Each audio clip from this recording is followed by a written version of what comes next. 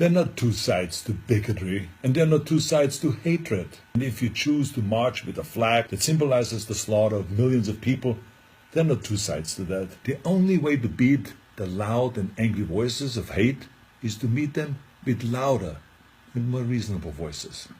And that includes you, President Trump. In fact, as president of this great country, you have a moral responsibility to send an unequivocal message that you won't stand for hate and racism.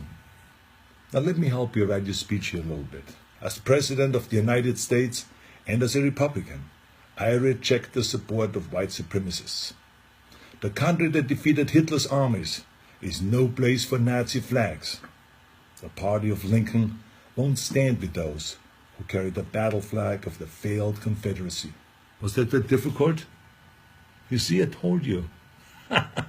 I have a message to the neo-Nazis and to the white nationalists and to the neo-Confederates. Let me be just as blunt as possible. You heroes are losers. You're supporting a lost cause. And believe me, I know the original Nazis. I was born in Austria in 1947, shortly after the Second World War. And growing up, I was surrounded by broken men who came home from the war filled with shrapnels and guilt, men who were misled into a losing ideology. And I can tell you that these ghosts that you idolize spent the rest of their lives living in shame. And right now, they're resting in hell. I know that you weren't born with these hateful views. No one is. But the truth is, it's never too late to make the choices, to learn and to evolve, and to understand that all human beings have equal value. If you say, Arnold, hey, I was just at the march, don't call me a Nazi, I have nothing to do with Nazis at all. Let me help you. Don't hang around people who carry Nazi flags, give Nazi salutes, or shout Nazi slogans. Go home. Or better yet, tell them that they're wrong to celebrate an ideology that murdered millions of people. And then go home. You're so lucky to live in a country that gives you every right to say horrible things. But think about how you could actually use that power for something good.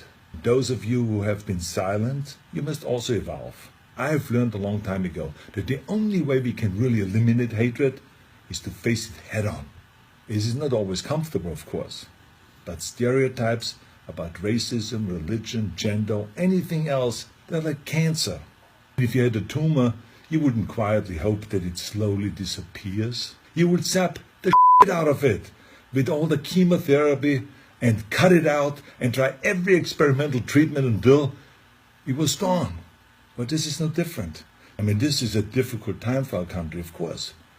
But I know that if we all have the courage to do something about it and to do the right thing, we come out stronger in the end. Let's all commit right now to leaving the terrible ghosts of the past in the trash heap of history. That's where they belong. Now share this video if you think that hatred has no place in America. Let's terminate hate.